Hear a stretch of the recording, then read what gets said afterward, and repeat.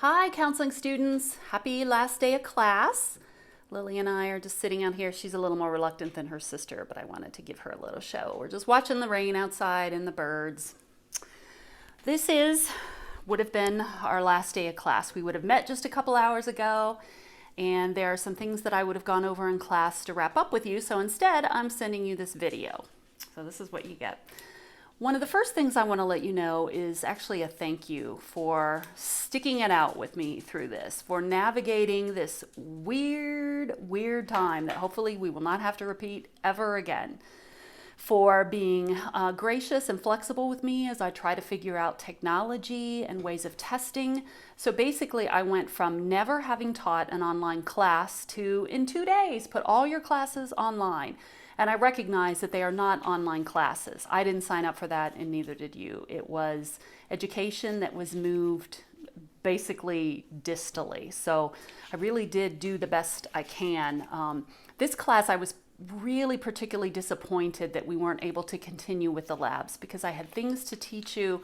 I mean, I did a couple kind of, show you things, but actually demonstrating things in the lab is really a valuable part of this class. And to be honest, I was so overwhelmed by all the technology that I had to learn to do, just to take all my classes online, that figuring out how to kind of group people in teams and supervise the role plays and all that was just beyond what I was able to do. So if we have to do this again online, I have some learning to do this summer, so I'm going to figure out how to do that.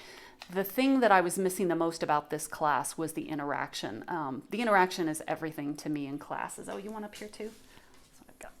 I have a lap full of dachshunds here. Everybody wants on mom's lap.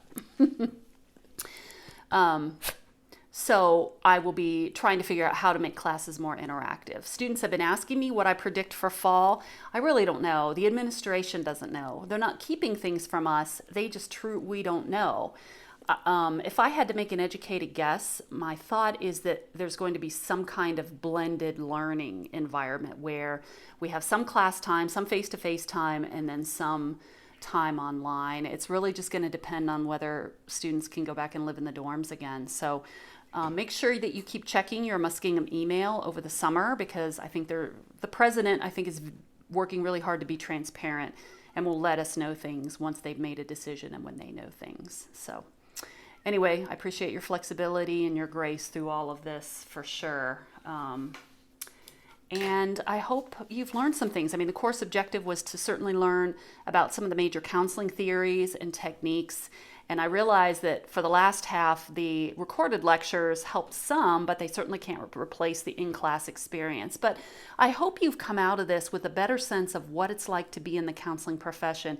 And if you were toying with the idea, maybe it's helped you. I'm not saying that it's made a decision for you, but maybe it's helped you lean one way or the other. I am happy to talk with any of you, more information. I'm sorry I wasn't able to get it together enough to keep up doing the professional tips of the day. I really enjoyed those. I hope they were helpful to you guys, but I may have to start doing those in some of my other classes, but I just muddled through as best I could. So anyway, any other questions or whatever I can answer, I'm happy to have a video chat with you or an email conversation. So I hope you learned some things in the class, and I hope you've come out of it with just a better sense of what counseling is all about. The last thing I want to do is read something to you, and I would have done this in class today too, and that is a little verse that talks about what a privilege it is to be a counselor. It really is a privilege because you get access to things that people have maybe never told anybody else. You are the keeper of secrets. You are the keeper of personal information. The trust that people give to you is just unrivaled.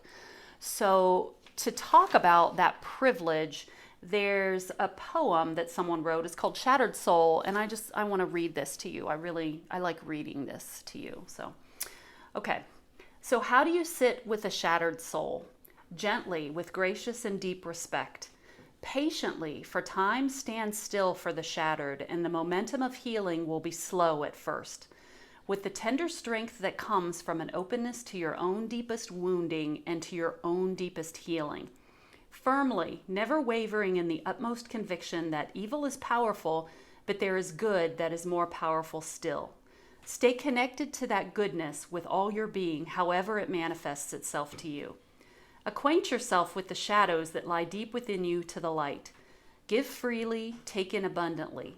Find your safety, your refuge, and go there as your need. Hear what you can and be honest about the rest. Be honest at all cost. Words won't always come. Sometimes there are no words in the face of such tragic evil, but in your willingness to be with them, they will hear you. From soul to soul, they will hear that for which there are no words. It's been a privilege to me to teach you about counseling this semester. Take care and have a good summer.